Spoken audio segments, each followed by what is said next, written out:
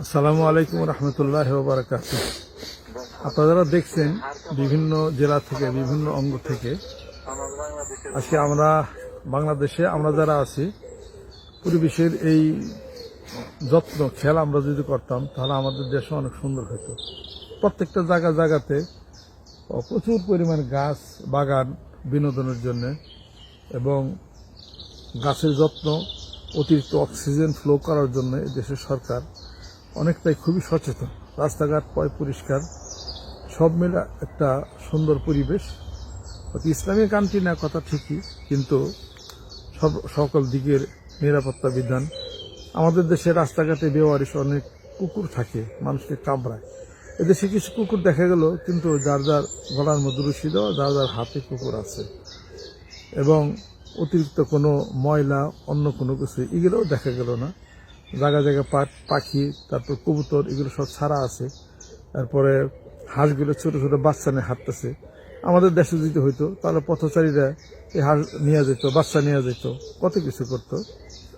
আর কোনো হইচই কোনো কিছু না। আমি পাশে দাঁড়ানো কতগুলো বিল্ডিং আছে, কোনো হইচই নেই, হলেই বলতে কোনো কিছু নাই। এখানে সবই নীরব, কাউরে কোনো ডিস্টার্ব করবে এ ধরনের কোনো কিছু এখানে আমরা পাই নাই। যে বাসায় ছিলাম, বাদলের বাসায় আছি আমি, আশেপাশে কোনো হলি নাই, গাড়ির হরন নাই, কোনো কিছু নাই। জীবনযাত্রা খুবই স্বাভাবিক।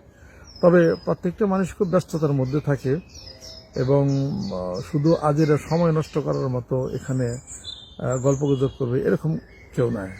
যে তার শরীর স্বাস্থ্য ভালো রাখার জন্য সব জায়গাতে পার্ক, পুকুর, পাখি এগুলো আছে, এগুলো সে কাজ করতে পারে। আমাদের দেশে আমরা বাড়ির মধ্যে যাদের গাছ আছে, দেখা যায় যে গাছ 4টা কেটে ফেললো। এদেশে গাছ কাটারও কোনো নিয়ম নাই, গাছের ডাল ছাড়ারও কোনো নিয়ম এদেশের মধ্যে নাই। কাজে আমরা যদি পরিবেশের যদি বান্ধবতার কাজ করতে পারি, গাছ বেশি লাগাই, অক্সিজেন ফ্লো বেশি হবে এবং অতিবৃষ্টি, অনাবৃষ্টি, শিলাবৃষ্টি এগুলো সবই তখন বন্ধ হবে। আমরা যেন সচেতন হতে পারি, আমরা যেন সুন্দর একটা দেশ গড়ার প্রত্যয় নিয়ে আমরা যেন কাজ করতে যেন পারি। আমরা আলহামদুলিল্লাহ।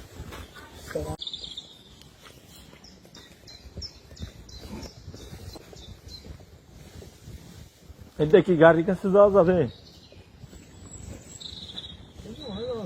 ভাই?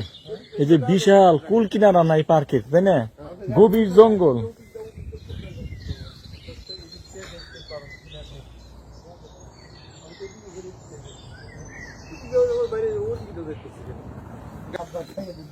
আমরা বিশাল পার্কে আসছি, এখানে খালি জঙ্গল আর জঙ্গল, কোনো সাপ নাই, মাছি নাই, পোকা নাই, কিছু পাখি আছে হালকা পাতলা, আর জায়গায় সিসি ক্যামেরা লাগানো আছে। কাজে ভয়ের কোনো কারণ নাই।